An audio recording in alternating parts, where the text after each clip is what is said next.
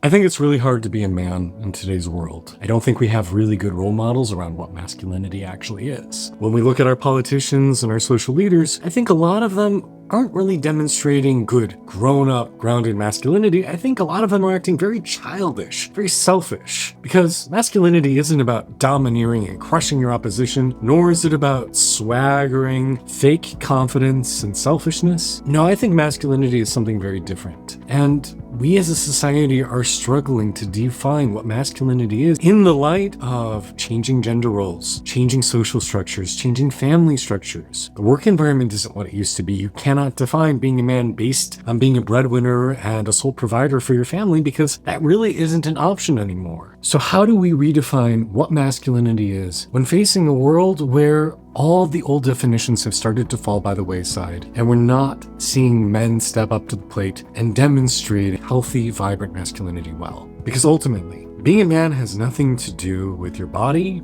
how much muscle you have, what you look like. It has to do with your character. It has to do with the qualities you bring. And that's what I want to discuss in today's video.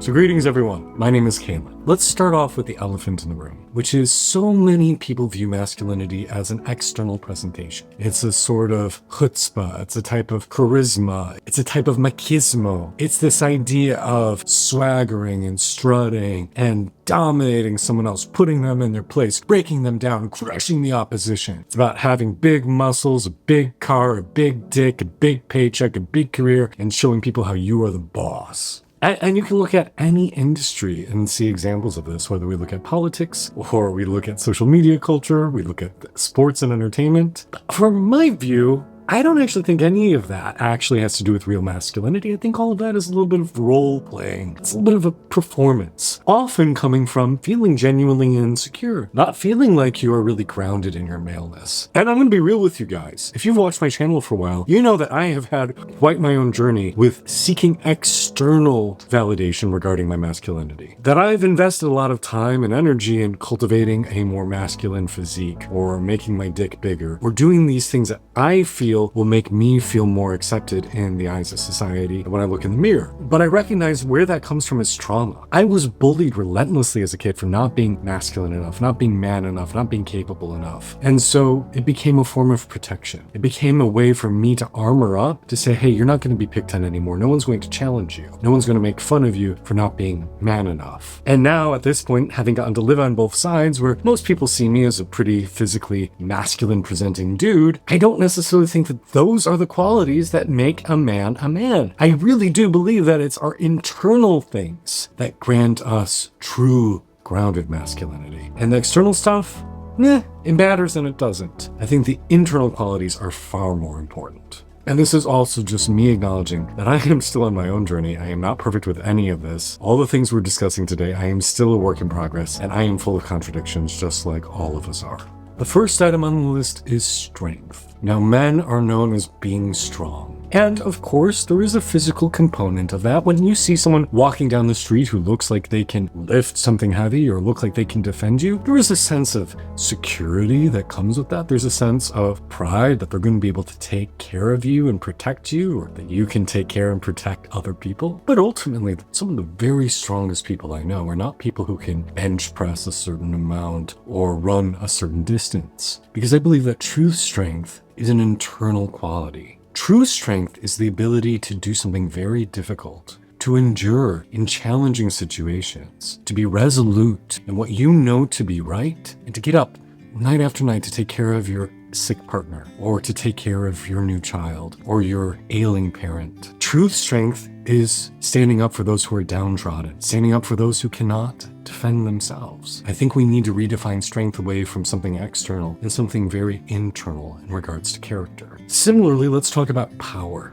Men are expected to be powerful, and we often define that in the world with having a lot of political power, social power, money, career status. If I can throw down $10,000 for a lavish night out on the town with me and my friends, then I'm powerful. Or if I can crush my political opposition, then I'm powerful. But in reality, true power isn't about what you do to others. True power is what you have within yourself for yourself. Do you have the power to be the kind of man you want to be? Do you have the kind of power to hold yourself accountable, to live up to your better self, to your morals, to your big ideas of what makes somebody worthwhile? Do you have the power to cultivate a bearing, a presence, a sense of self that is responsible, that is admirable, that is somebody that other people can look up to? External power is fleeting, but true power, internal power, can last forever. And mastery of oneself is one of the greatest accomplishments a man can achieve. Tied into that is accountability, taking responsibility for your actions. I think we see a lot of men in the media who do bad things or who make mistakes and blame someone else. They pass the buck. They shift the responsibility and say, no, it wasn't me, it was them. Some of the best and most inspiring men I know are the ones who are willing to say, hey, I screwed up. I'm sorry. You know what? I was a jerk back then, or I was totally inconsiderate. How can I make this right? What can I do moving forward to make sure that I do better? Men who do not take accountability for their actions, who do not take responsibility for the effect they have on others, in my opinion, are children. They're not mature. They have not grown up and moved past that fear of being wrong, that fear of failure, because it takes true maturity to own up and say, hey, we all make mistakes. I could have done better. How can I take responsibility for my actions? This leads me to another idea, altruism. The best men I know are not just concerned with themselves, but about the greater world and the greater community. Sometimes it feels like we've become a society of narcissists, that we only care about ourselves or our constituents. But what happened to caring about your elderly neighbor across the street who maybe you don't agree with, maybe they're a little kooky, maybe they have political views that are very antithetical to your own, but you still look out for them? What happened to caring about those kids you've never met but you know are hungry? What happened to caring about social good? That, hey, maybe you don't have kids in school, but you're going to pay taxes so all children can get free education. Nowadays, I see so many men complaining about this idea of why should I care about them? It doesn't directly affect me. And that is appealing to our lower natures as human beings. The best among us realize that what we do to another person, we ultimately do to ourselves. We are not separate individuals. We are deeply interconnected. And the funny thing is when we're really little, we all start out as effectively altruistic. When they've done studies with practically babies, and they see another young person who is hungry, they'll share their food with them, even pre-verbal, right? They aren't able to communicate, but they'll go over and offer their blueberries because they see the other little kid is hungry. We are meant to be altruistic. We're meant to see our shared humanity and realize that you and me, we're not so different. I care about you, even if I disagree with you. That leads me to my next quality, which is self-reflectiveness. Do you actually take time to reflect within and study yourself? Why do I do the things I do? Why do I believe the things I believe? And most importantly, how can I be wrong? If you are not regularly asking yourself that question, and Lord knows, I wish we saw more people in leadership roles asking this question, how can I be wrong? How could you, who I disagree with, be right? This world would be such a better place and we would be better men in it. Because seldom in life is anything objectively right or wrong. And so we need to be kind of ruthless in our self-inquiry and ask, okay, how could I be doing better? How might you, who I thought was totally bonkers, how might you actually be correct? And how can I change myself to make sure I'm always evolving to be a better version of me? To see my shortcomings, to see my pitfalls, to see my opportunities for growth, and to become more aware of why I do what I do, how I do it, and how I could be more effective as a human being. The ability to create change in the world, or having agency, is next on my list. I think we see a lot of guys who talk big talk and say they're going to do things, but don't actually follow through. I think a man is somebody who has the ability to affect change in the world and also in themselves. That in the line of holding oneself accountable, you don't just slough off and say, I know it was kind of shitty, but oh well, but you work to create change within and in the greater world. That you do your part to make the world a better place. And yes, I was a Boy Scout. Maybe you kind of see that kind of coming through. Here's a word we don't talk about much anymore. Honor. Back in the day, someone's honor was a really big thing, that you wanted to be known as a man of honor, honorable. And nowadays, I don't think people really care about their reputation in the sense of, do people think well of me? Do they know that I am honest? Do they know that I am trustworthy? Do they know that they are able to believe me and know that I will follow through with my actions? And that if I mess up, I will take accountability for those actions. I think nowadays people just want attention more than honor. I think we see in the news and media time and again, people who embrace this idea of there's no such thing as bad publicity. Well, I disagree. I believe that we should all strive to do the right thing, even when it's difficult, regardless of the consequences. Even if Yeah, let's say you're a senator and you know standing up to the wannabe dictator, not naming names, standing up to this wannabe dictator is going to trash your political career, but you know it's the right thing to do? Mazel tov to you. That is a mensch. That is a man. Can you be a man of honor? And when you mess up and screw up, say, I did it for the right reasons. Here's why. Something that I think is sorely lacking in social discourse right now, respect. Respect for others and respect for yourself. Will you treat others with dignity, even if you disagree with them? Will you offer the ability to listen, to see, to understand those who might have views or life stories that are antithetical to yours? You might even think they're reprehensible for believing or acting in the way that they do, but you don't degrade them, you don't belittle them, and you refrain from doing anything that comes across as cruel. Can you treat each other with dignity and respect? It makes me so fucking angry and frustrated to log on to Twitter or X, whatever we call it, and see the rampant cruelty and the lack of care for another person's humanity. The way that people type and the way that people talk, it is heartbreaking. Because we are so much better than that as humans and as men. And more than also respecting others, respecting yourself, not doing things that you know will hurt you, that will diminish you or degrade you. Avoiding doing those things that you know will not bring you into your better self. Whether that's not eating all that junk food, or not making promises you know you can't keep, or not skipping the gym, doing those things that you instead know will make you a better person, and holding yourself accountable to be the best man you can be, and treating yourself, your body, your mind, your spirit with respect.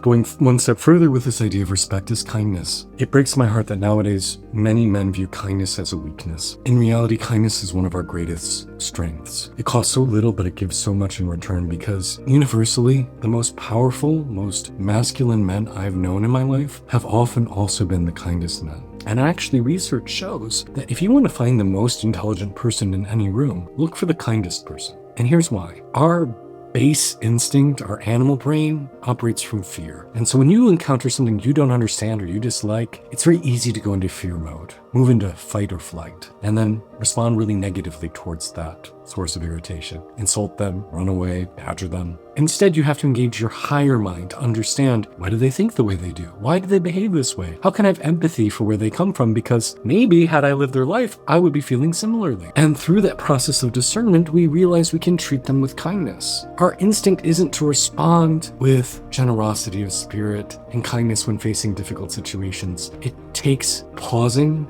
it takes self-awareness, it takes intelligence to make somebody kinder. And in my mind, this is a symbol of a very evolved man. Integrity is a quality of manhood, in my opinion. And I like to define integrity as saying, the thoughts I think, the words I speak, and the actions I take are all congruent. If what I say doesn't match what I'm actually thinking or believing, I'm out of integrity. Or if I say something but I act differently, that is out of integrity. I want to make sure that the actions I take in the world, the words I choose to utter, and what I think and believe and feel inside are all the same. Because I think we see time and again men in leadership roles who say one thing but do another and betray our trust. They have no integrity. And I don't care to associate with people who lie, who practice deceit within themselves or within others. I want to surround myself with men who have integrity of character, are stalwart and trustworthy, and act according to their beliefs, that they are strong and courageous. Which leads me to my next one, which is courage. Courage is a skill. It is something that you can practice. And if you've ever read or encountered Brene Brown, you know that courage and vulnerability, courage and authenticity are deeply linked. That in order to bear your deeper, truer self is an act of courage. To be open and exposed and be connected with the wider world is an act of courage. You cannot be courageous unless you are vulnerable. That unless you dare to expose your soft, tender bits, you will not be brave. And the best men I know are the ones who practice courage regularly. It's something that you can cultivate for yourself, but you have to practice it. You'll have to choose to do the difficult thing, even if you'll endure mockery. You'll have to learn to stand up to defend those who are unwilling to defend themselves, and you might get hurt in the process. It's willing to do that difficult thing because you know it's right. And on that note, connection, there is this myth in America of the self-made man, the lone cowboy out on the range. But we are not isolated creatures. No man thrives in isolation, and no man of achievement ever got to where he was going by himself. That is a complete myth, a total fallacy. If you read the biographies of men who have climbed great heights, you'll realize that they had many, many souls helping and supporting them along the way. Our quality of life is defined by the meaningful connections we have, how we support one another, the love we share. Are you living for something greater than just yourself? Are you connected with a wider community and sharing and giving love in equal measure?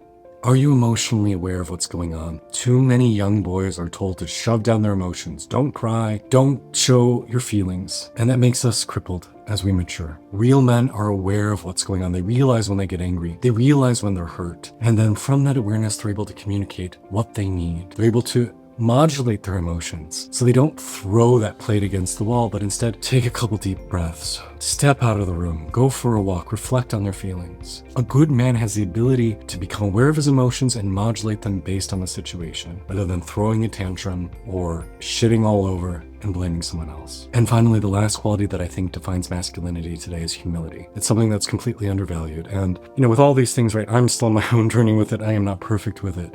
But real men are humble. They don't brag. They don't boast. They don't make other people feel diminished to make themselves feel better. When I see guys online who are flashing their $30,000 watches and driving their Lamborghinis and their $30,000 suits, that doesn't seem masculine to me. That seems insecure. Somebody who's really secure in their manhood don't have to prove shit. They walk quietly and carry a big stick. So what do you think? What are the qualities that you think of as being masculine? What makes a man in your eyes? I'd love to have a conversation, so drop it in the comments below. And if you know of a man who needs to hear this, please forward it to them. These are the kind of conversations I think we need to be having, because we need to make this world a better place. And right now, I think we men are fucking up. I think we need to do a lot better. And until we have these kind of conversations, change is not going to occur. My name is Kaelan Strouse. I'm a spiritual coach, and thank you so much for your time today. Blessings to you.